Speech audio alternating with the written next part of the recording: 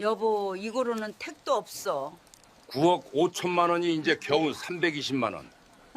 필리핀 마닐라 외곽 곰팡이 핀 천장에서 물방울이 떨어집니다. 2년 전 저희 부부는 9억 5천만 원을 들고 재벌의 삶을 꿈꾸며 이곳에 왔습니다. 수영장이 딸린 풀빌라, 가정부와 일꾼, 매일 마시던 와인.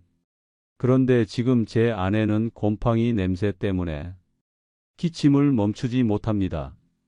통장을 다시 확인합니다. 320만 원.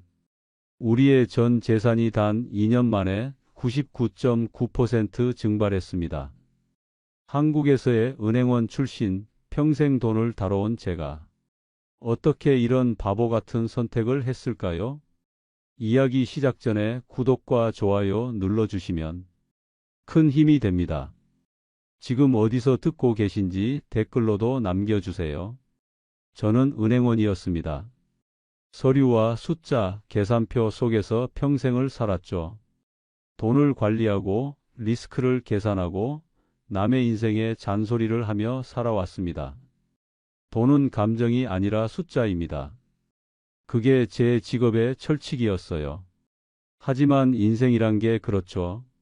숫자로는 다 맞는데 마음이 틀릴 때가 있습니다. 퇴직하던 날이 그랬어요. 왼손에 꽃다발 하나, 오른손엔 은퇴기념패 하나가 들어 있었습니다. 환하게 웃는 후배들의 얼굴을 보는데 마음 한구석이 묘하게 비어 있었죠. 그동안은 출근길에 느끼던 피로가 내 몫이라 생각했는데 이제는 그 피로조차 그리워질 줄 몰랐어요. 회사를 나오는데 바람이 차가웠습니다. 평생의 터전을 나온다는 건 마치 땅 밑이 살짝 흔들리는 기분이었어요. 이젠 직원이 아니라 그냥 노인이 되는 순간이었죠. 집에 돌아오니 아내가 닭볶음탕을 끓이고 있었어요. 수고했어요, 여보. 이제 좀 쉬어요. 그녀의 말이 따뜻했지만 제 속은 편하지 않았습니다. 웃으며 젓가락을 들었지만 밥이 목에 잘 넘어가지 않았어요. 식탁 옆에는 가계부가 펼쳐져 있었습니다. 이게 우리 전 재산이에요. 아내가 조심스럽게 말했어요. 퇴직금에서 아파트 대출금 2억 5천을 제하고 남은 순자산은 지금 살고 있는 아파트까지 포함해서 9억 5천. 이중 현금 자산은 2억 정도. 적지 않은 돈이지만 그 숫자를 보는 순간 마음이 싸늘해졌어요. 30년 넘게 일했는데 남은 게 고작 이거라니. 아내가 말을 이었어요. 65세가 돼야 국민연금이 나오잖아요. 우리 둘이 합쳐도 250만 원 정도래요. 그럼 앞으로 5년은 이 돈으로 버텨야겠네. 응, 일이라도 해야지. 근데 무슨 일을 할 수 있을까? 그녀의 말이 제 가슴을 찔렀어요. 퇴직 전 알아봤던 일자리들은 대부분 경비직이나 보험 설계사였죠. 은행원 경력 따위는 아무 의미가 없었어요. 요즘은 다 젊은 사람들 뽑아요. 면접관이 웃으며 그렇게 말했을 때 제가 쌓아온 세월이 한순간에 무너지는 느낌이었습니다. 퇴직 후의 인생이 이렇게 막막할 줄 몰랐습니다. 매달 고정비용만 계산해도 한숨이 나왔어요. 관리비, 보험료, 자동차세, 생활비, 그리고 자식들. 아들 녀석은 내년에 결혼을 준비 중이고 딸도 직장 다니는 남자친구와 곧 약혼할 거라고 했죠. 아빠, 요즘 결혼식 한번 하면 기본이 1억은 들어요. 그 말을 듣고 웃어 보였지만 속으론 울고 있었습니다. 제가 부모로서 뭔가 해줘야 하는 건 당연한데 이젠 그게 부담이 되는 나이가 됐어요. 아들 결혼 도와주고 딸도 조금이라도 챙겨주면 9억은 금세 7억이 되고 7억은 5억으로 줄어듭니다. 그럼 남은 5억으로 앞으로 몇 년을 버틸 수 있을까요? 연금이 나오기 전까지 78년, 그 공백을 어떻게 메워야 할지 도무지 계산이 안 나왔어요. 은행에 있을 때는 남의 자산을 계산하는 게 일이었지만 이젠 내 인생이 계산에 안 맞았습니다. 그래서 더 불안했어요. 아내는 말했죠. 그래도 아직 우리 건강하잖아요. 뭐라도 하면 되죠. 그래, 그렇긴 하지. 대답은 했지만 마음은 비어 있었습니다. 퇴직 후 이틀째 되는 날 아침에 일어나 거울을 봤어요. 양복 대신 티셔츠를 입고 거울 속을 보는데 낯선 사람이 서 있더군요. 평생을 일로 살았던 사람이 일이 사라진 얼굴로 서 있었습니다. 커피를 마시며 뉴스를 보다 우연히 유튜브 영상 하나가 눈에 들어왔습니다. 연금으로 이민 가서 재벌처럼 사는 법. 필리핀 세부 다바오 영상 속 사람들은 밝게 웃고 있었어요. 하얀 셔츠, 수영장, 코코넛 나무.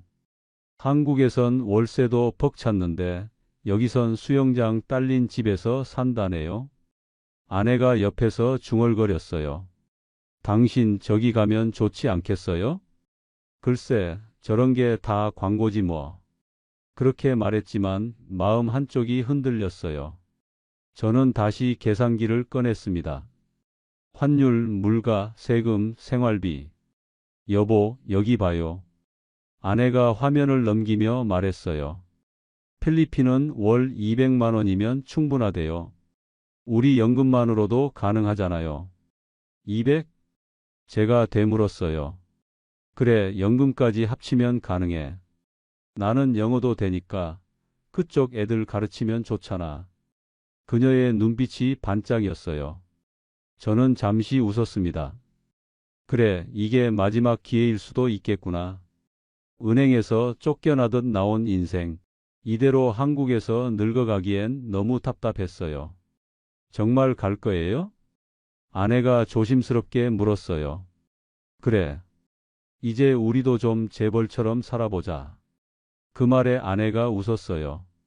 그 웃음이 따뜻했지만 지금 생각하면 그때 이미 불안이 스며 있었던 것 같아요. 퇴직 후의 자유는 자유가 아니라 공백이었어요. 그 공백을 메워줄 무언가를 찾고 싶었죠.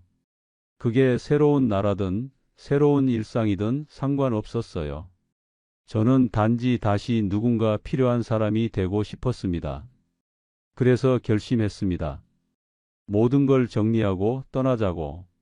한국은 저를 버렸고 이제 저도 한국을 떠나야겠다고 생각했죠. 그날 밤 아내가 잠든 사이 혼자 거실에 앉아 있었습니다. 불을 끄고 계산기를 꺼냈어요. 집 팔면 12억, 대출 상환 2.5억, 남는 건 9.5억. 연금 개시 전까지 5년 월 250만 원 1억 2천. 결혼 자금 4억, 생활비 1억 2천 남는 건 약 4억. 그렇대 이건 집을 팔았을 때 이야기입니다. 집을 팔고 완전 작은 빌라나 원룸으로 들어갔을 때 이야기죠. 숫자들이 눈앞에서 춤을 췄어요. 항상 계산은 냉정해야 한다고 배웠는데 이젠 숫자가 저를 조롱하는 것 같았어요. 그때는 몰랐습니다.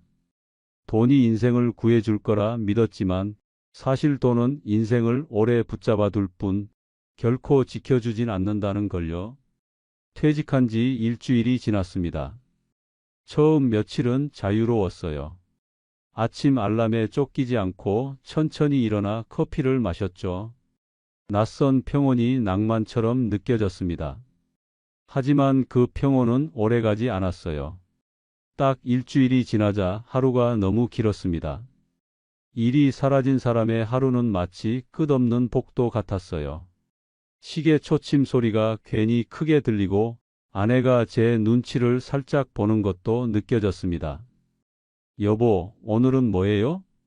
글쎄, 그냥 은행 좀 들렀다가 올게. 또 은행이요? 그녀가 묘하게 웃었어요. 그 웃음 속엔 이제 거긴 당신 자리 아니잖아요 라는 말이 숨어 있었죠. 저는 괜히 신문을 접으며 대답했습니다.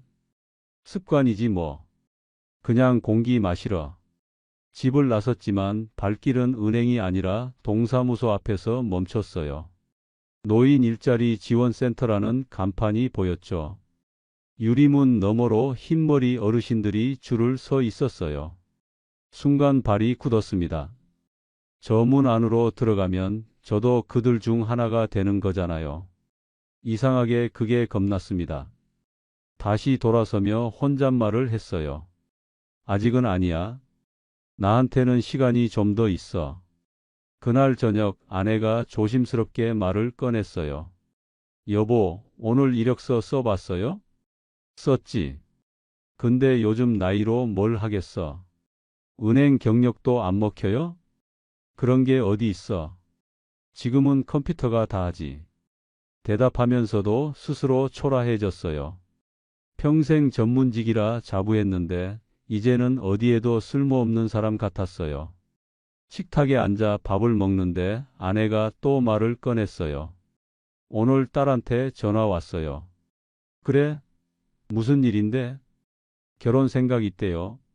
숟가락을 들던 손이 멈췄습니다. 아직 취업한 지 얼마 안 됐는데 벌써?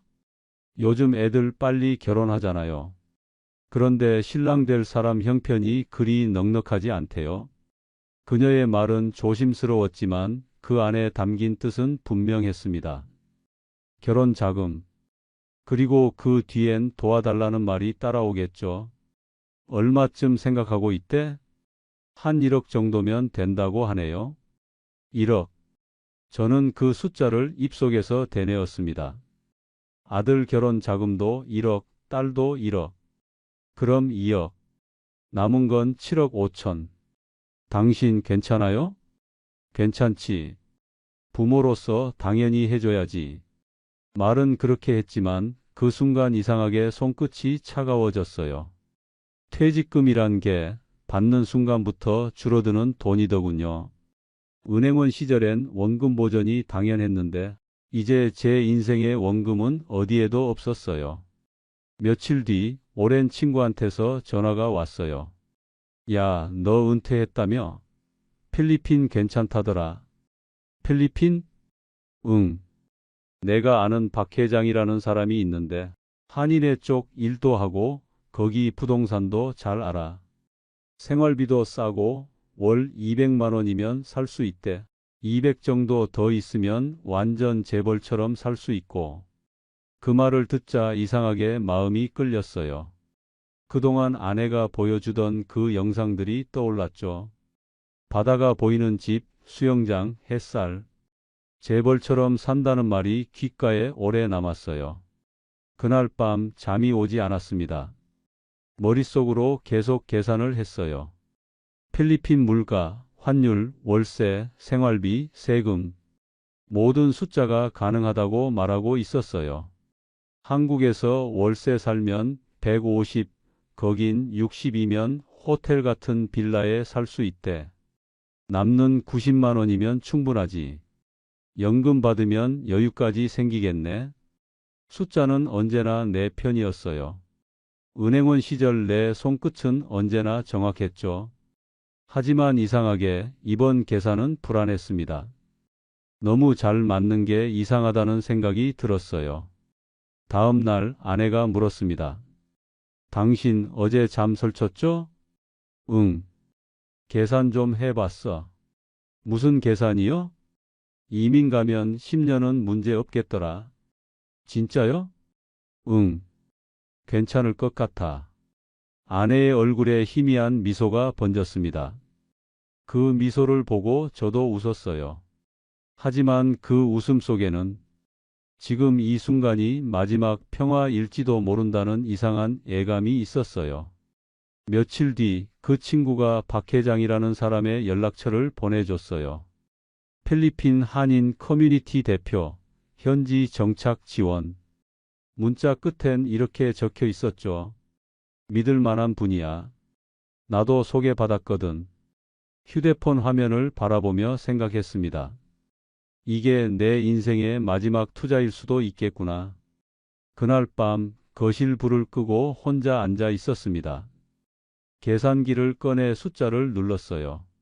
9억 5천. 집 팔면 세금 제외 12억. 대출 2억 5천 상환. 남는 돈 9억 5천. 이민 초기 비용 1억. 남은 건 8억 5천. 숫자는 정확했습니다. 리스크는 없다고 생각했죠. 하지만 그때는 몰랐습니다. 인생의 진짜 리스크는 계산 밖에 있다는 걸요. 그날은 유난히 하늘이 맑았습니다. 봄 햇살이 따뜻해서 그런지 마음이 조금은 가벼워졌어요. 퇴직 이후 처음으로 정장을 입고 외출을 했죠. 아내와 함께 강남의 한 호텔 커피숍으로 향했습니다. 친구가 소개해준 사람, 바로 박 회장이라는 남자를 만나러 가는 길이었죠. 그는 이미 우리를 기다리고 있었습니다. 회색 정장에 금태 안경, 말끔하게 넘긴 머리. 첫인상은 안정감이 있었지만 눈빛이 조금 차갑게 느껴졌어요. 아이고, 멀리서 오시느라 고생 많으셨습니다. 역시 은행원 출신이시라 그런지 첫인상이 참 신뢰가 가네요. 그의 말투는 부드럽고 계산적이었어요. 사람의 긴장을 자연스럽게 풀어내는 그런 노련한 말솜씨였죠. 필리핀 세부 쪽으로 알아보고 계시다면서요? 예, 생활비가 저렴하다고 해서요. 잘 선택하셨습니다. 필리핀은 은퇴자들에게 천국이에요. 월 200이면 수영장 딸린 집에 가정부까지 둡니다. 거기다 연금 받으시죠? 그럼 재벌입니다. 그는 재벌이라는 단어를 3번이나 반복했어요. 이상하게 그 말이 마음에 오래 남았습니다. 아내도 살짝 웃으며 물었습니다. 정말 그렇게 저렴해요? 그럼요. 제가 직접 관리하는 단지도 있습니다. 한인 커뮤니티도 있고 병원, 마트, 교회 다 10분 거리입니다. 그의 설명은 아주 자세했습니다. 노후 걱정, 언어 문제, 의료, 안전, 세금. 우리 부부가 불안해하던 모든 걸 미리 알고 있는 사람 같았어요. 그가 내민 팜플렛에는 이렇게 쓰여 있었습니다. 필리핀 재벌의 삶 하루 6만 원으로 누리는 천국. 풀빌라, 해변, 웃는 노부부. 마치 몇 년 뒤 우리의 모습 같았죠. 필리핀은 아직 덜 개발돼서 기회가 많습니다. 요즘 환율도 좋고 부동산 가치도 오르고 있어요. 이 시기에 들어가면 2배는 오릅니다. 2배. 그 단어가 제 귀에 깊게 꽂혔어요. 은행에 있을 땐 언제나 그런 숫자들이 사람을 움직였죠. 이자는 늘 유혹이었고 저는 그 유혹에 평생 익숙했어요. 아내가 조심스럽게 물었습니다. 그럼 계약은 어떻게 하면 돼요? 처음엔 투자 형식으로 일부만 보내세요. 집은 제가 직접 확인해서 계약서만 드리면 됩니다. 나머진 천천히 정리하셔도 돼요. 그의 말은 너무도 자연스러웠고 저는 고개를 끄덕였어요. 호텔을 나서는 길 아내가 물었습니다. 어때요? 믿음이 가요? 글쎄 그래도 친구가 소개해준 사람이니까 나쁘진 않은 것 같아요. 저는 벌써 마음이 가요. 그녀는 오랜만에 설렘이 묻은 얼굴이었어요. 평생 현실적인 말만 하던 사람이었는데 그날은 마치 20살처럼 들떴어요.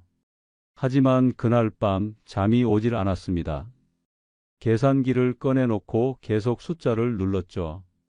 퇴직금에서 집 대출금 갚고 남은 9억 5천만 원. 그중 아들과 딸 결혼 자금 1억씩 빼면 7억 5천만 원. 그래, 7억 5천이면 된다. 이민 초기 비용 1억, 남는 6억 5천으로 5년은 문제없지. 숫자는 완벽하게 맞아떨어졌습니다. 그건 마치 오래된 직업병처럼 저를 안심시켰어요. 며칠 뒤 아내가 여러 나라 자료를 모아왔습니다. 여보, 필리핀 말고 태국은 어때요? 치안도 괜찮고 의료 수준도 높대요. 베트남은 요즘 인기래요. 한 달 150이면 충분하대요. 우린 매일 밤 지도를 펴놓고 나라별로 비교했어요. 생활비, 의료비, 비자 조건, 외국인 거주 규제까지. 하지만 숫자가 아무리 비슷해도 우리 마음은 결국 사람에게로 향했어요. 박 회장이란 이름. 그가 제가 직접 도와드리겠습니다 라고 말하던 순간의 확신. 그 한마디가 우리를 이끌었죠. 아내가 말했어요. 그래도 아는 사람이 있는 곳이 낫지 않아요? 막상 가서 어려움 생기면 누구한테 부탁하겠어요. 그렇지. 태국, 베트남엔 아는 사람도 없으니까. 그렇게 해서 우리 부부는 필리핀으로 마음을 정했습니다. 5년만 살다 옵시다. 연금이 나오면 다시 한국으로 돌아오면 되잖아요. 제가 그렇게 말하자 아내가 고개를 끄덕였어요. 그래요, 5년이면 좋아요. 그때까지만이라도 남들처럼 여유롭게 살아보고 싶어요. 며칠 뒤 아들과 딸을 불렀습니다. 아빠, 무슨 일 있어요? 우리 은퇴 이민 가기로 했다. 은퇴 이민이요? 아들은 믿기 어렵다는 표정이었어요. 한국에서 버티는 게 더 힘들다. 연금은 65세부터고 앞으로 5년은 길어. 딸이 조심스럽게 물었어요. 아빠, 위험하지는 않아요? 뉴스 보면 이민 사기도 많던데요. 그래서 아는 분 통해서 가는 거야. 걱정 마라. 5년만 살다 오면 돼. 아내가 덧붙였어요. 우리 둘 다 건강할 때 좀 누려보려는 거야. 아들은 잠시 말이 없었어요. 그래도 결혼 준비도 해야 하는데. 그 말이 끝나기도 전에 제가 말했다. 그래, 그래서 이거 미리 줘두려고. 너랑 누나 각각 1억씩 써라. 결혼할 때 아빠가 도와줘야지. 아이들은 놀란 얼굴로 우리를 바라봤어요. 아빠, 너무 큰 돈이에요. 괜찮아. 이건 부모로서 해야 할 일이다. 그 말이 나오는데 목이 살짝 메었어요. 평생 자식을 위해 아껴왔던 돈이지만 이제는 그 돈이 마지막 선물처럼 느껴졌죠. 그날 밤 거실에 앉아있던 아내가 말했습니다. 정말 괜찮을까요? 괜찮아. 5년만 살고 오면 돼. 우리 너무 서두르는 건 아닐까요? 이제 늦으면 안 돼. 지금이 아니면 평생 못 가. 그날 밤 아내는 작은 노트를 꺼냈어요. 필리핀 생활 준비 리스트. 첫 줄에 그렇게 적었죠. 두 번째 줄에는 5년만 살고 돌아오기. 그녀의 손끝이 살짝 떨렸어요. 그 떨림이 설렘인지 불안인지 그땐 몰랐어요. 하지만 그 눈빛에는 확실히 희망이 있었어요. 평생 일만 하고 계산하고 참아왔던 사람이 처음으로 자신을 위한 미래를 꿈꾸고 있었죠. 저는 그런 아내를 보며 생각했습니다. 그래, 한 번쯤은 괜찮겠지. 우리도 행복할 자격이 있잖아. 그날 이후 우리는 모든 걸 정리하기 시작했습니다. 은행 잔고를 확인하고 집 매물 등록을 하고 짐을 줄였습니다. 그리고 남은 7억 5천만 원으로 새 인생을 시작하기로 했습니다. 모든 게 순조로웠어요. 너무 순조로워서 오히려 불안했죠. 하지만 사람 마음이란 게 그렇습니다. 불안보다 달콤한 기대를 택하는 법이니까요. 잠이 들기 전 불 꺼진 거실에서 생각했습니다. 정말 괜찮겠지? 이번엔 계산이 틀리지 않겠지. 그때 박 회장이 말하던 문장이 떠올랐습니다. 실패한 사람은 단 한 명도 없습니다. 그 말이 이상하게 귀에 맴돌았어요. 그 말이 경고였다는 걸 그땐 정말 몰랐습니다. 인천공항 출국장 앞 두 아이가 우리 앞에 서 있었습니다. 아들은 무표정한 얼굴로 캐리어를 잡고 있었고 딸은 울먹이며 아내의 팔을 꼭 붙잡고 있었어요. 엄마, 진짜 괜찮겠어요? 괜찮아. 요즘 세상에 인터넷도 다 되고 영상통화도 하루 10번은 할 수 있지 않니? 아내는 억지로 웃었지만 손끝이 살짝 떨렸어요. 아들은 마지막으로 제게 말했어요. 아빠, 혹시라도 이상한 사람들 조심하세요. 요즘 은퇴 이민 사기 뉴스 많아요. 야, 아빠가 평생 은행에서 일했는데 그런 일은 없을 거야. 그래도 그냥 걱정돼서요. 그 말에 잠시 아무 대답도 못했어요.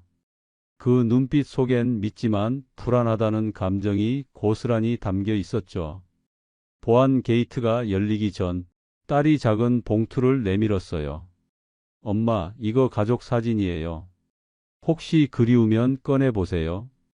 그 안엔 우리 가족이 함께 찍은 사진이 들어 있었습니다. 평범한 식탁 앞 웃고 있는 네 사람. 그 평범함이 갑자기 소중해 보였어요.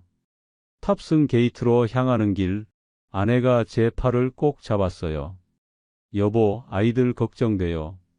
괜찮아. 우리 건강하게 지내면 돼. 5년 후에 연금 나오면 돌아오자고 했잖아. 그녀가 작게 고개를 끄덕였어요. 비행기 창문 밖으로 아이들의 모습이 작아지는데 묘하게 가슴이 시렸습니다. 기대와 불안이 함께 뒤섞인 채 비행기는 천천히 활주로를 떠났어요. 비행기가 구름 위를 지나갈 때 아내가 물었어요. 우리 진짜 잘한 걸까요? 모르겠어. 근데 이렇게라도 안 하면 평생 후회했을 것 같아. 그녀는 창밖을 보며 미소 지었어요. 그래요. 이젠 우리도 한 번쯤 행복해야죠. 그 말이 왠지 오래 남았습니다. 평생 남을 위해 일했던 삶을 떠나 이제는 우리 자신을 위한 시간을 가지려는 여행. 그게 잘못될 리 없다고 믿었죠. 공항 문이 열리자 뜨거운 공기가 얼굴을 덮쳤습니다. 서울의 봄과는 전혀 다른 묘하게 끈적한 열기였어요. 와, 여긴 진짜 따뜻하네요. 아내가 활짝 웃었어요. 그 웃음이 그렇게 밝은 건 오랜만이었습니다. 입국장을 빠져나오자 박 선생님 환영합니다 라는 팻말을 든 남자가 서 있었습니다. 그는 미소 지으며 다가왔어요. 어서 오세요. 박 회장님께서 미리 말씀하셨습니다. 그는 박 회장의 현지 직원이라며 우리 짐을 대신 들어주었어요. 차 안에서 창밖을 보니 파란 하늘과 코코넛 나무가 길게 늘어서 있었습니다. 햇빛은 눈이 부실 만큼 강했지만 그만큼 새로운 삶의 기대가 가슴을 채웠죠. 여보, 저기 봐요. 바다예요. 아내가 손가락으로 가리켰어요. 햇살이 파도 위에서 반짝이고 하얀 모래 위로 아이들이 뛰어놀고 있었어요. 그 풍경이 마치 낯선 영화 속 한 장면 같았습니다. 그래, 여기서라면 다시 시작할 수 있겠구나. 그 순간 불안은 사라지고 가슴이 벅차올랐어요. 우리가 도착한 곳은 로얄 선셋 레지던스. 박 회장이 말하던 한인 전용 단지였습니다. 입구에는 경비가 서 있었고 정원에는 분수가 돌고 있었습니다. 현관문을 열자 넓은 거실과 흰 커튼이 눈에 들어왔어요. 베란다 너머로 바다가 보였죠. 이야 여보, 진짜 이게 우리가 살 집이에요? 아내는 두 손으로 입을 가렸어요. 꿈 같아요, 정말. 그 목소리에 눈물이 섞여 있었습니다. 그날 저녁 박 회장이 직접 전화했습니다. 도착하셨죠? 짐 정리하시고 내일 저녁에 식사합시다. 이 근처에 한식집이 아주 괜찮아요. 정말 감사합니다. 별 말씀을요. 이제 가족이니까요. 그 말이 참 따뜻하게 들렸어요. 아마 그때부터였을 겁니다. 그 사람을 사업가가 아닌 믿을 사람이라 생각하게 된 게 집은 말 그대로 천국이었어요. 거실 문을 열면 수영장이 보였고 바다 냄새가 바람에 섞여 들어왔습니다. 여보, 이게 우리가 살 집이에요? 그래, 우리 집이야. 그 말에 아내는 웃었어요. 그 웃음이 너무 따뜻해서 그 순간 저는 모든 불안이 사라졌다고 믿었습니다. 가정부가 매일 청소를 해주고 택시기사 마리오가 장을 봐줬어요. 한국에서는 10만 원 하던 점심이 여기선 3천 원이었죠. 그야말로 재벌의 일상이었습니다. 여보, 우리 진짜 잘한 것 같아요. 그러게.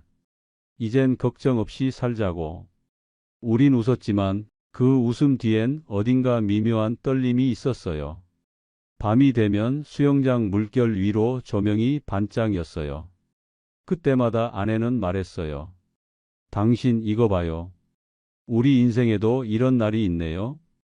그 말이 그렇게 좋을 수가 없었어요.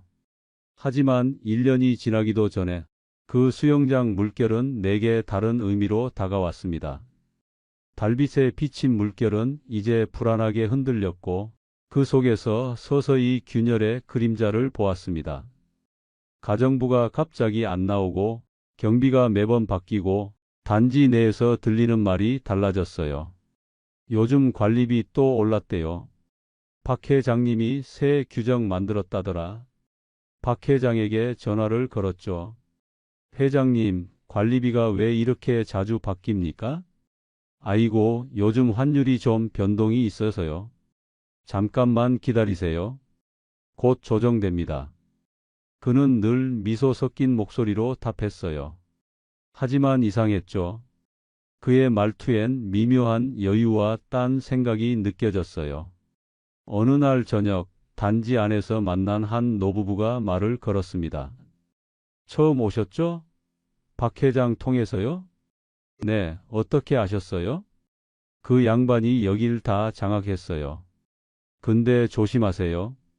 우리도 처음엔 그렇게 시작했어요. 네? 그들의 눈빛이 묘하게 흔들렸어요. 그 사람 계약서 원본을 자기 명의로 돌려놨어요. 우린 지금 법적으로 세입자 신세예요. 그 말에 심장이 내려앉았습니다. 말도 안 돼요. 우리 계약서엔 명확히 우리 이름이 있는데요. 그거 복사본일 겁니다. 그들의 말은 단호했어요. 한인회에도 가봤지만 이미 박 회장 쪽 사람들 뿐이에요. 누구도 우리 말을 안 믿었죠. 그날 밤 잠을 이루지 못했습니다. 아내는 평화로운 얼굴로 잠들어 있었어요. 그녀의 옆 얼굴을 보며 생각했습니다. 이 사람은 평생 고생만 했는데 이제 겨우 웃게 됐는데 이 현실을 어떻게 말해야 할까? 불 꺼진 방 안에서 계산기를 꺼냈습니다. 남은 돈 7억 5천. 매달 생활비와 관리비를 합치면 250만 원 이상. 그대로라면 5년이 아니라 3년이면 끝이었어요. 이상하다. 박 회장이 말하던 계산은 이게 아닌데. 그때 문득 그가 처음 만났을 때 했던 말이 떠올랐어요. 실패한 사람은 단 한 명도 없습니다. 그 말이 귓가에 맴돌았습니다. 혹시 실패한 사람들이 그냥 사라진 건 아닐까? 이상한 상상이 머릿속을 스쳤어요. 다음 날 아침 아내는 밝게 웃으며 말했어요. 여보, 오늘 수영장 가요. 그 미소가 너무 맑아서 그 어떤 말도 꺼낼 수 없었어요. 그래요. 오늘은 날씨가 참 좋네요. 그렇게 웃으며 테라스로 나갔습니다.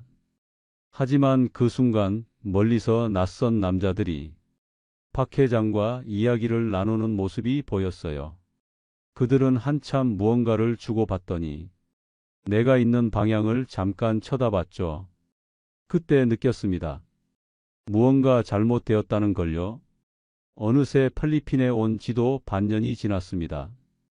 햇빛은 여전히 뜨겁고 바다는 늘 같은 색이었죠. 하지만 이상하게도 그 바다가 점점 멀게 느껴졌어요. 아침마다 들리던 파도 소리도 이제는 좀 거슬렸습니다. 그날도 평소처럼 관리비를 내러 사무실로 갔습니다. 처음엔 월 40만 원이라 했던 관리비가 이번엔 65만 원으로 올라 있었습니다. 왜 또 오른 거예요? 직원은 어색하게 웃으며 말했어요. 전기세랑 환율이 좀 변동이 있어서요. 다음 달엔 내릴 수도 있습니다. 이전에도 그렇게 말했잖아요. 저희도 지시받는 입장이라서요. 그의 대답은 늘 같았어요. 그 순간 머릿속에 스친 이름이 하나 있었죠. 박 회장. 집으로 돌아오자 아내가 물었어요. 왜요? 표정이 안 좋아요. 관리비가 또 올랐어요. 얼마나요? 이번엔 65만 원이래요. 아유, 뭐 외국이니까 그런가 봐요. 그렇게 쉽게 생각하지 마요. 우리 예산 계산했을 때는 40 기준이었잖아요. 그래도 여보, 너무 걱정 마요. 아직 여유 있어요. 아내는 일부러 밝게 말했지만 그 웃음이 오래가지 못했어요. 며칠 뒤 박 회장에게 연락을 시도했지만 그의 전화는 자꾸 통화 중이었습니다.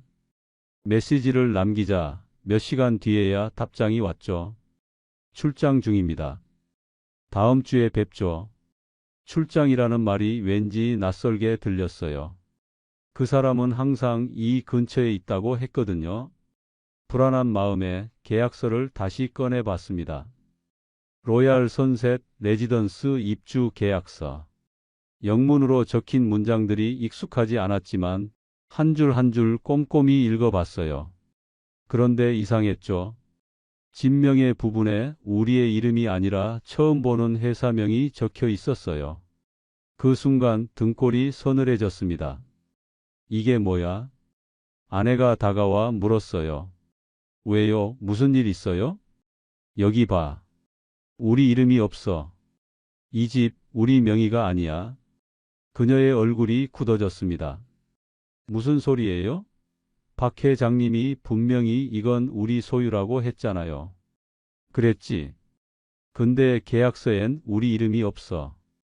그럼 그 사람한테 속은 거예요? 그 말이 입 밖으로 나오는 순간 마음이 철렁 내려앉았어요. 설마 그럴 리가.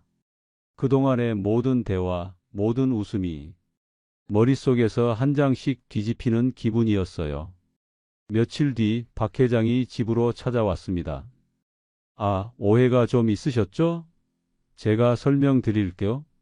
그는 여전히 미소를 띠고 있었어요. 서류상 명의만 회사로 해둔 겁니다. 현지 법 때문에 외국인 명의로 등록이 안 되거든요. 다 합법이에요. 걱정하지 마세요. 그럼 우리 건물 소유권은요? 그건 제가 관리합니다. 나중에 연금 비자로 바꾸면 이전 가능해요. 그 말은 그럴듯했지만 어딘가 허전했어요. 나중에 가능해요. 그 문장이 유난히 오래 맴돌았어요. 그가 돌아간 뒤 아내는 말했어요. 여보, 괜찮을 거예요. 그분은 다 계획이 있는 분이잖아요. 계획은 있겠죠.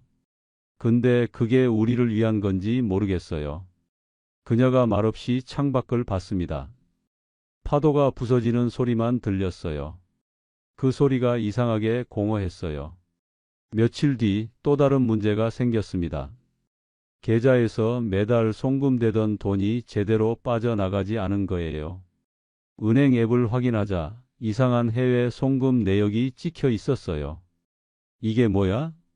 확인해 보니 이민 초기 자금 중 일부가 알 수 없는 계좌로 이체되어 있었습니다. 이건 분명 박 회장 쪽에서 손뗀 거였어요. 여보, 이거 봐요. 우리 돈이 이상하게 빠져나갔어요. 뭐라고요? 이체 내역이 낯설어요. 우리가 보낸 적이 없는 곳이에요. 그녀의 손이 떨렸어요. 그럼 우리 지금 그 사람한테 속은 거예요? 그 말을 듣는 순간 아무 대답도 할 수 없었어요. 그날 밤 아내는 계속 울었습니다. 내가 너무 바보였어요. 그 사람 말만 믿고 당신 말도 제대로 안 들었어요. 아니에요. 똑같아요. 나도 믿고 싶었어요. 우리가 평생 일만 했는데 이젠 좀 편하게 살 수 있을 거라고. 그녀는 손으로 얼굴을 가렸어요. 그냥 한국으로 돌아가요. 이 돈으로 돌아갈 순 없어요. 집도 팔았잖아요. 그 말이 내 입에서 나오는 순간 우리가 얼마나 깊은 곳까지 와버렸는지 깨달았어요. 그날 새벽 잠이 오지 않아 베란다로 나갔습니다. 멀리 어둠 속에서 박 회장의 차가 단지를 빠져나가는 걸 봤어요. 조용한 새벽, 그의 차 안에는 누군가 타고 있었어요.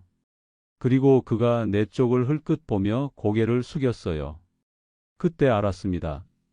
이 사람은 이미 다음 사람을 찾고 있다는 걸요. 아침이 밝아올 무렵 아내는 창가에 앉아 있었습니다. 눈이 퉁퉁 부은 얼굴로 말했어요.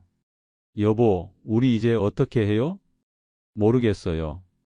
그래도 희망은 있겠죠? 그녀의 목소리가 너무 작았어요. 저는 잠시 아무 말도 하지 못했어요. 그냥 손을 잡아주었죠. 하지만 그 손 사이로 스며드는 불안은 도무지 막을 수 없었어요. 1년하고도 몇 달이 지난 어느 날 아침 갑자기 인터넷이 끊겼습니다. 가정부도 경비도 아무 말 없이 사라졌어요. 단지 입구에 있던 안내문에는 영어로 이렇게 쓰여 있었죠. 관리자 변경. 처음엔 그냥 행정상의 일이라 생각했어요. 하지만 이상하게도 이틀이 지나도 박 회장은 연락이 되지 않았습니다. 전화 꺼져 있대요. 아내의 목소리가 떨렸어요. 문자도 안 읽어요. 그제야 이상함이 확실히 느껴졌습니다. 박 회장이 우리를 만난 지 딱 일주일 전, 그는 한국에 잠깐 들어간다고 했죠. 새 투자자 미팅이 있습니다. 이참에 계약도 더 확실하게 정리해 드릴게요. 그가 웃으며 손을 내밀 때까지만 해도 그게 마지막 인사일 줄 몰랐어요. 이틀 뒤 관리사무소 직원이 말했습니다. 박 회장 떠났어요. 떠나다니요? 어디로요?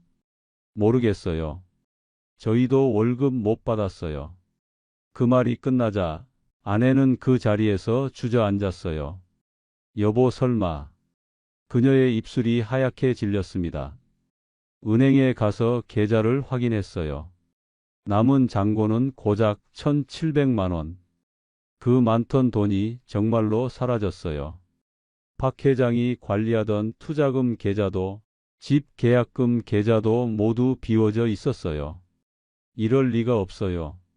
아내가 중얼거렸어요. 우리가 그런 사람은 아니잖아요.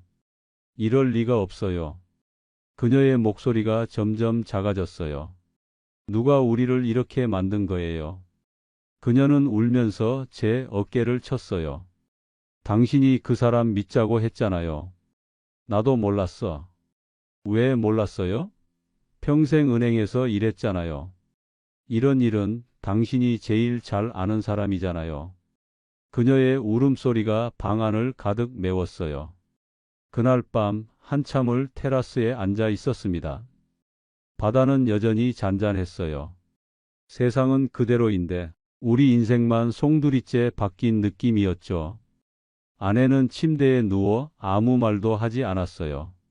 다음 날 우리는 현지 한인회에 찾아갔습니다. 사무실은 생각보다 작았고 아내는 피곤해 보이는 남자 하나가 앉아 있었어요. 박 회장 사건이요? 우리도 피해자예요. 뭐라고요?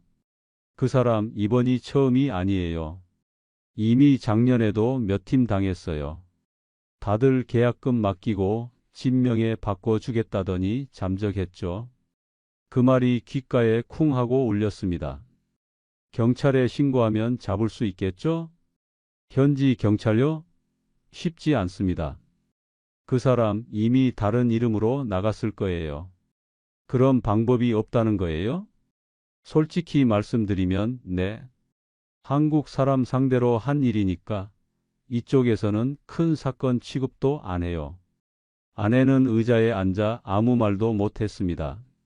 손끝이 새하얗게 질려 있었어요. 며칠 후 우리는 결국 그 집에서 나왔습니다. 관리소에서 전기와 수도를 끊어버렸어요. 명의자 부재로 사용 불가. 우리가 살던 그 풀빌라는 이제 누군가의 이름으로 다시 팔릴 예정이었죠. 짐을 싸며 아내가 말했어요. 여보, 우리 이제 어디로 가요? 일단 세부 시내로 나가요. 거기서 싼 방부터 알아봐요. 그 말이 그렇게 처절하게 들릴 줄은 몰랐어요. 필리핀에 온 지 딱 2년째 되던 날 아침이었습니다. 눈을 떴을 때 코끝을 찌른 건 바다 냄새가 아니라 곰팡이 냄새였습니다. 수영장 위에 햇살 대신 천장에서 떨어지는 물방울이 내 머리 위로 떨어졌죠. 딱. 그 소리가 이상하게 비웃는 것 같았어요. 박 회장은 사라졌고 집은 회사 명의로 넘어가 있었습니다. 우리 이름은 어떤 서류에서도 찾을 수 없었죠. 이게 다 꿈이었나 봐요. 아내의 눈동자가 흔들렸어요. 우린 재벌이라 불렸는데 이제는 체류자예요. 은행 앱을 열어보니 잔고는 1,800만 원 남짓, 9억 5천에서 시작된 우리의 인생은 2년 만에 이 숫자로 끝이 났습니다. 그날 밤 반지하 방에 앉아 천장에서 떨어지는 물소리를 들었습니다. 딱, 딱. 그건 내 인생의 경고음이었어요. 그녀의 말에 아무 대답도 하지 못했습니다. 우리 왜 이렇게 됐을까요? 그녀가 제 얼굴을 보며 물었어요. 우린 나쁜 짓 한 것도 없는데 왜 이런 벌을 받아야 해요? 그녀의 눈에서 눈물이 흘러내렸어요. 그 눈물을 보며 생각했습니다. 평생 계산만 하던 내 인생이 이제 숫자가 아닌 후회로 가득 찼구나. 며칠 뒤 한국의 아들에게서 연락이 왔어요. 아빠, 요즘 왜 전화 안 받아요? 무슨 일 있는 거예요? 아니야. 인터넷이 잠깐 끊겼어. 그럼 집은 괜찮고요? 괜찮다. 말은 그렇게 했지만 목소리가 떨렸어요. 아빠 목소리가 왜 그래요? 괜찮다니까. 이따 연락할게. 전화를 끊자 손이 부들부들 떨렸습니다. 아들에게만은 이 사실을 숨기고 싶었어요. 그날 밤 아내가 조용히 물었어요. 여보, 우리 이제 어떻게 해야 할까요? 일단 버텨야죠. 무엇을요? 시간이요. 시간이 지나면 뭐가 달라질까요? 그녀는 울지도 않았어요. 그냥 목소리가 텅 비어 있었어요. 그날 이후 우리는 말수가 줄었습니다. 아침엔 밥 대신 커피 한 잔, 낮엔 서로 다른 벽을 바라보며 앉아 있었어요. 바깥은 여전히 눈부셨지만 그 빛이 우리에겐 더 이상 따뜻하지 않았습니다. 며칠 후 한인회에서 연락이 왔습니다. 박 회장이 잡혔다는 소문이 돌고 있어요. 하지만 확실하진 않습니다. 그 말 한마디에 희망이 번졌어요. 하지만 그 희망은 이내 꺼졌습니다. 체포된 사람은 같은 이름을 쓴 다른 인물이래요. 그 말이 들렸을 때 아내는 조용히 식탁에 앉아 머리를 숙였어요. 이제 정말 끝났네요. 아니요. 아직. 말을 잇다가 멈췄어요. 이젠 무슨 말을 해도 위로가 되지 않는다는 걸 알았어요. 그날 밤 반지하 방 안에서 곰팡이 냄새와 함께 천장에서 물방울이 떨어졌어요. 똑똑. 그 소리를 들으며 생각했어요. 이 소리가 내 인생의 잔소리 같구나. 멈추라고, 돌아가라고, 이젠 좀 그만하라고 말하는 것 같았어요. 필리핀에 온 지 6달째. 우리의 통장은 이미 바닥이었습니다. 생활비를 아껴도 한 달에 150만 원은 나갔고 병원비 한 번이면 한 달치 예산이 날아갔어요. 여보, 이 약값이 너무 비싸요. 아내가 약봉지를 내려놓으며 말했어요. 한국 약은 수입이라 그렇대요. 그럼 이건요? 그건 현지약인데 효과가 약하대요. 그럼 한국 약으로 해요. 그러면 이번 달 방세를 못 내요. 그 말이 나오자 아내는 고개를 숙였어요. 내가 아파서 미안해요. 그런 말 하지 말아요. 그녀의 눈에 눈물이 맺혔어요. 이젠 저도 아내도 웃을 힘이 없었어요. 현지 친구들도 하나둘 연락이 끊겼고 한때 자주 모이던 한인 커뮤니티에서도 박 회장 피해자라는 소문이 돌면서 우리 부부는 점점 고립됐습니다. 식당에 가면 사람들이 수군거렸어요. 저분들 그 사건 있잖아. 아, 그분들이야? 그 말이 귓가에 남아 밥이 넘어가지 않았어요. 그날 저녁 아내는 식탁에 앉아 사진 한 장을 꺼냈어요. 인천공항에서 아이들이 배웅하던 그날 웃는 척하면서도 눈가에 눈물이 고였던 모습이었죠. 여보, 우리 그때 왜 저렇게 웃었을까요? 몰라요. 아마 그땐 진짜 행복할 줄 알았나 봐요. 이제 그 웃음이 너무 미워요. 그녀가 사진을 쥔 손이 떨렸어요. 그냥 그날로 돌아가면 좋겠어요. 며칠 후 집주인이 찾아왔습니다. 다음 주에 집을 비워달라. 더 이상 돈이 없으면 집에서 나가라고 이야기했습니다. 우리는 아무 말도 할 수 없었어요. 임대료를 밀린 지 2달째였거든요. 그는 냉정한 얼굴로 손을 내밀었어요. 돈이 없으며 떠나라는 것이었습니다. 아내가 눈물을 닦으며 고개를 숙였어요. 그날 밤 우리는 반지하 방의 모든 불을 껐습니다. 지친 몸을 이불에 덮으며 처음으로 이렇게 생각했어요. 이제 진짜 끝났구나. 잠을 이루지 못한 채 휴대폰을 꺼내 통장 잔액을 확인했어요. 잔액 128만 7천 원. 그 숫자를 한참 동안 바라봤어요. 내가 평생 다뤄온 돈의 세계가 이제는 내 삶을 조롱하는 숫자가 되어버렸어요. 그때였습니다. 전화벨이 울렸어요. 낯선 번호였죠. 여보세요? 혹시 나 기억하시나요? 낯익은 목소리였어요. 은행 시절 나보다 5살 많은 선배 이창호 부장. 이 선배요? 세상에, 여기서 전화를 다 받네요. 인터넷에서 봤어요. 그 사건 당신 이름이 보여서요. 부끄럽네요. 부끄럽긴요. 그 박 회장 놈 예전부터 유명했어요. 우리 은행에도 투자 상담하러 몇 번 왔었거든요. 그때 내가 느낌이 좀 이상해서 안 했지. 저는 숨이 막혔어요. 그럼 그때 이미? 응. 그 자식 처음은 아니야. 한국에도 피해자 많아. 아내가 내 옆에서 묻었어요. 누구예요? 이창호 선배요. 은행에 같이 있었던 분. 그분이 뭐래요? 박 회장 이미 한국에서도 사기 전과가 있었대요. 아내의 눈이 커졌어요. 그럼 경찰에 신고해야죠. 그게 쉽지 않아요. 우리 여기서 체류자 신분이라. 이 선배의 목소리가 다시 들렸어요. 일단 이메일로 모든 자료 보내요. 내가 한국에서 법률팀 연결해 볼게요. 혼자 싸우지 마요. 그 말에 가슴이 덜컥했어요. 몇 달 만에 처음으로 누군가의 말이 따뜻하게 들렸습니다. 그날 밤 오랜만에 불을 켜놓고 앉았습니다.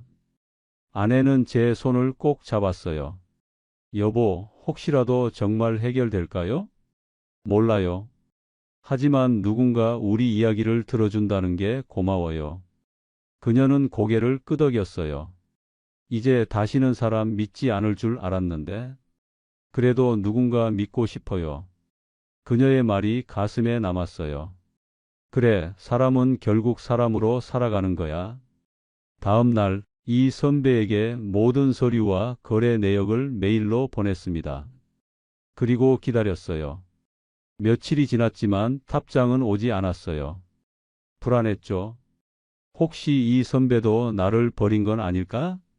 그러던 어느 날 밤 메일 한 통이 도착했습니다. 제목은 짧았습니다. 잡았다. 메일엔 사진 한 장이 첨부되어 있었어요. 박 회장이 공항 세관에서 잡힌 사진이었어요. 다른 이름, 다른 여권. 하지만 확실히 그 사람이었죠. 저는 그 자리에서 주저앉았습니다. 그동안 버티던 모든 감정이 터져 나왔어요. 여보 잡혔대. 그 사람이 잡혔대. 아내가 제 손을 붙잡았어요. 정말요? 우리 돈 돌아올까요? 저는 잠시 멈췄다가 대답했어요. 모르겠어. 그래도 이제 끝난 것 같아. 그날 밤 우리는 오랜만에 불을 끄지 않고 잠이 들었습니다. 천장에서 떨어지는 물방울 소리 대신 밖에서 들려오는 새벽 바람이 들렸어요. 그 바람이 이상하게 따뜻했어요. 하지만 그때는 몰랐습니다. 그 잡혔다는 소식조차 또 다른 시작의 전조였다는 걸요. 인생은 그렇게 한 번 더 우리를 시험하려 하고 있었어요. 2년 전엔 재벌이라 불렸습니다. 풀빌라, 와인잔, 수영장. 그 모든 게 이제는 웃음거리였죠. 이젠 반지하, 곰팡이, 낡은 선풍기. 아내는 하루 종일 기침을 했고 휴대폰 속 은행 앱만 바라봤어요. 여보, 우리 왜 이렇게 됐을까요? 욕심 때문이죠. 아니요. 희망 때문이었어요. 그 말에 아무 대답도 할 수 없었어요. 그때 이창호 선배의 전화가 왔습니다. 그 자식 잡혔어. 정말요? 그래. 하지만 돈은 없어. 아내가 제 옆에서 조용히 말했어요. 그래도 잡혔잖아요. 그녀의 말이 이상하게 따뜻하게 들렸어요. 우린 다시 시작할 이유를 그 한마디에서 찾았어요. 눈앞에 보이는 건 좁은 방, 곰팡이 냄새, 벽에 스민 눅눅한 공기. 그게 우리의 현실이었죠. 며칠 후 이 선배가 국제전화를 걸어왔어요. 많이 힘들지? 네, 그냥 숨만 쉬고 있어요. 지금이라도 돌아와. 한국에서 다시 시작해야지. 한국엔 아무것도 없어요. 집도, 돈도, 명예도 다 잃었어요. 그럼 뭐, 거기서 이대로 죽을 거야? 그 말이 가슴을 쳤어요. 당신 아직 살아있잖아. 살아있다는 건 다시 시작할 수 있다는 뜻이야. 그날 밤 아내와 마주 앉았습니다. 여보, 우리 돌아가. 그녀는 고개를 들었어요. 돌아가서 뭐 해요? 친구들도 다 떠났고 아이들한테 뭐라 그래요? 솔직하게 말해야지. 우리가 바보였다고. 그녀는 잠시 침묵하더니 말했어요. 그래요. 그래야겠네요. 적어도 거짓말은 하지 말아요. 며칠 뒤 우리는 마지막 비행기를 탔습니다. 공항 대합실에 앉아 있으니 처음 떠나던 그날이 생각났어요. 그때는 들뜬 마음이었죠. 이젠 무겁고 조용했습니다. 아내가 작은 봉투를 꺼냈어요. 그 안에는 인천공항에서 아이들이 준 가족 사진이 있었어요. 사진 속 우리는 여전히 웃고 있었어요. 이 사진 한 번도 버릴 수가 없었어요. 그녀가 속삭였어요. 우리 이젠 다시 그 얼굴로 돌아가요. 비행기 창밖으로 바다가 멀어졌습니다. 햇살이 눈부시게 부서졌지만 이젠 그 빛이 아프게 느껴졌어요. 우린 도망친 게 아니라 배웠다. 그렇게 마음속으로 중얼거렸습니다. 2년 동안의 모든 선택이 잘못이었음을 우린 공항 게이트 앞에서야 깨달았습니다. 박 회장은 잡혔지만 우리 돈은 돌아오지 않았습니다. 그는 구속되었지만 우린 여전히 감옥에 있었습니다. 아내가 말했어요. 그래도 살아있네요, 여보. 그래요. 살아있네요. 그 한마디가 우리 인생의 심판이었어요. 비행기 창밖으로 바다가 멀어졌습니다. 그 바다는 여전히 아름다웠지만 이젠 슬픔의 색이었죠. 인천공항에 내리자 아들이 우리를 끌어안았습니다. 괜찮아요, 아빠. 이제 됐어요. 그 말에 눈물이 터졌어요. 이제 우린 재벌이 아니라 그저 살아있는 사람으로 돌아왔습니다. 며칠 뒤 우리는 아들의 집 근처 반지하로 들어갔습니다. 창문 밑으로 희미한 햇빛이 들어왔어요. 아내가 말했어요. 여보, 이방 필리핀에서 살던 데랑 비슷하네. 그래도 여긴 한국이에요. 그녀가 웃었어요. 그게 위로가 되네. 밤이 되어 천장에서 물방울이 떨어졌습니다. 똑똑. 그 소리가 다시 들렸어요. 하지만 이번엔 달랐어요. 이젠 그 소리가 끝이 아니라 시작처럼 들렸어요. 창가에 앉아 계산기를 꺼냈습니다. 남은 건 통장에 320만 원. 하지만 이번엔 계산이 단순했어요. 이제부터는 돈이 아니라 하루를 계산하자. 그 말에 아내가 고개를 끄덕였어요. 그래요. 오늘 하루 잘 살아봐요. 그날 밤 아내는 잠들기 전 이렇게 말했습니다. 여보, 그래도 고마워요. 뭐가? 내 인생에서 이렇게 무너지고도 살아있는 게 신기하거든요. 그녀의 웃음은 여전히 따뜻했어요. 그 웃음을 보며 생각했습니다. 우린 실패한 게 아니라 다시 배운 거야. 한국에 돌아온 지 한 달이 지났습니다. 처음엔 모든 게 낯설었어요. 편의점 문 앞에 서 있는 학생들, 출근길 지하철 소리, 겨울바람에 흔들리는 국기 하나까지도 어색했죠. 하지만 이상하게 그 어색함이 이제는 편하게 느껴지기 시작했습니다. 아침마다 반지하 창문 틈으로 햇빛이 아주 조금 들어왔어요. 그 빛 한 줄기가 필리핀의 눈부신 햇살보다 훨씬 따뜻했습니다. 아내가 말했어요. 여보, 햇빛이 들어오네요. 그래요. 오늘은 날씨가 괜찮네요. 그녀가 미소 지었어요.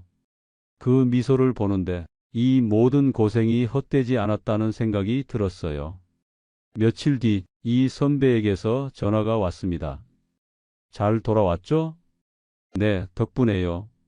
요즘 뭐하고 지내요? 그냥 하루하루 살아요. 그래요. 그게 제일 어렵고 제일 중요한 거예요. 선배는 참 쉽게 말하네요. 나도 그걸 깨닫는데 30년 걸렸어요. 그 말에 웃음이 났어요. 그날 이후 저는 동네 도서관에 나가기 시작했습니다. 무료 영어 강좌가 있었고 아내는 봉사 프로그램에 신청했어요. 처음엔 어색했지만 점점 익숙해졌죠. 도서관에서 만난 사람들은 우리를 특별히 바라보지 않았어요. 그냥 같은 동네에 사는 평범한 노부부. 그게 좋았어요. 어느 날 아내가 조용히 말했어요. 여보, 나 요즘 애들 학원에서 아이들 영어 봐주기로 했어요. 그래? 잘했네. 예전엔 그저 돈 벌려고 했는데 지금은 그냥 하루가 감사해요. 그녀의 말에 고개를 끄덕였어요. 나도 그래.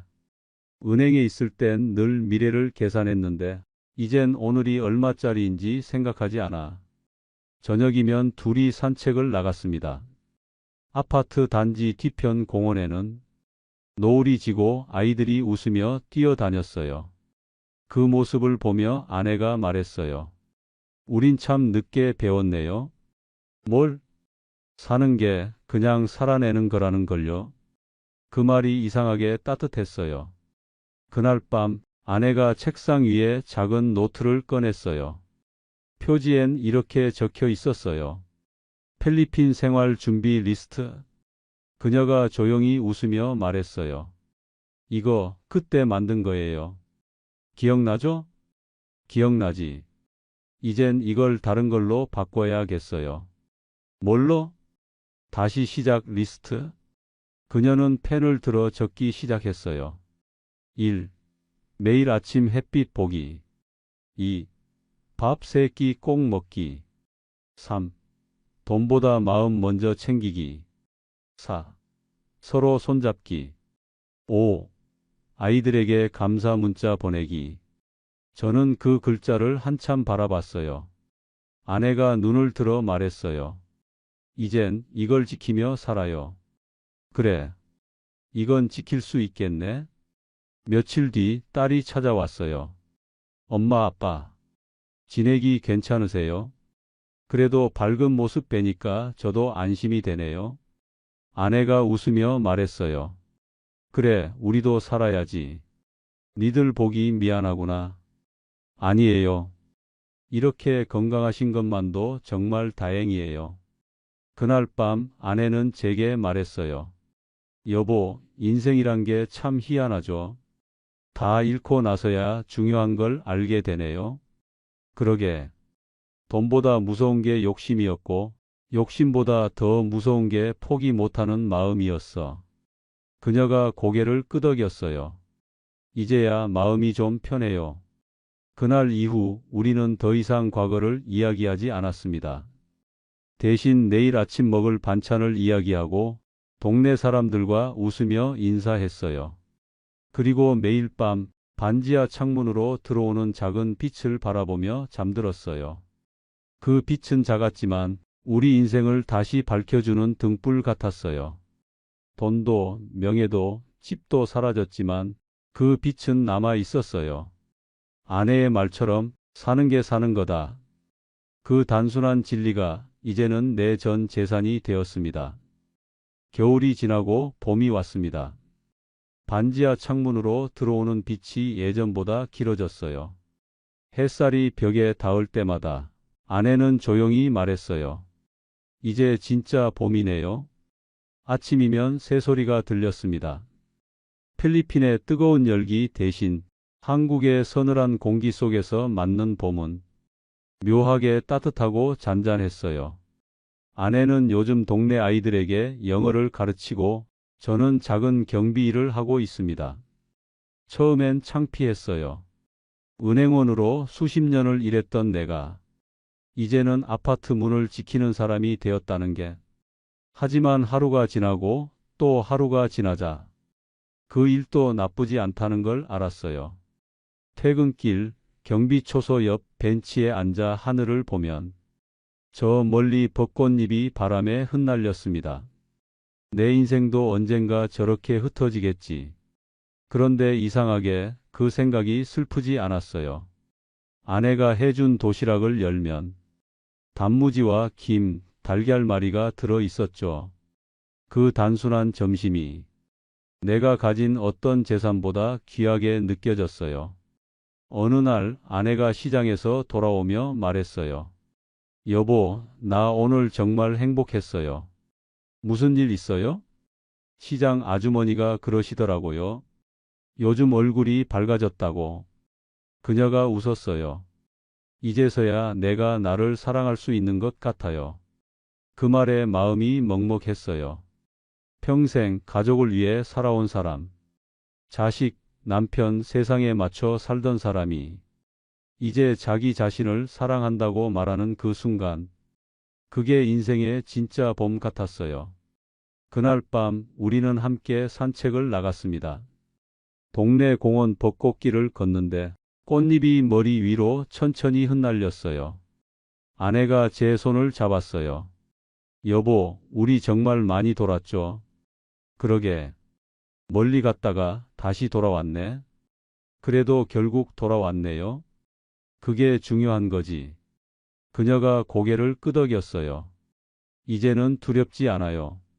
무너져도 다시 일어나면 되니까요. 그 말이 바람결에 흩어졌어요. 꽃잎이 발끝에 쌓이고 가로등 불빛 아래서 우리 그림자가 길게 늘어졌어요. 그 그림자가 그렇게 따뜻해 보일 수가 없었어요. 집으로 돌아오는 길, 아내가 문득 말했어요. 여보, 우리 필리핀 얘기 이제 그만해요. 그래. 대신 오늘 있었던 일을 얘기하자고. 오늘이요? 응. 오늘은 괜찮았다고. 아내가 미소를 지었어요. 그래요. 오늘은 괜찮았어요. 그날 밤 저는 일기를 썼습니다. 오늘은 괜찮았다. 돈은 잃었지만 삶은 남았다. 실패는 부끄럽지 않다. 다시 살아내는 게 진짜 용기다. 펜을 내려놓으며 창문을 봤어요. 작은 창으로 봄비가 내리고 있었어요. 그 빗소리가 참 좋았어요. 이젠 두렵지 않았어요. 모든 건 흘러가고 그 위에 다시 봄이 찾아온다는 걸 알았으니까요.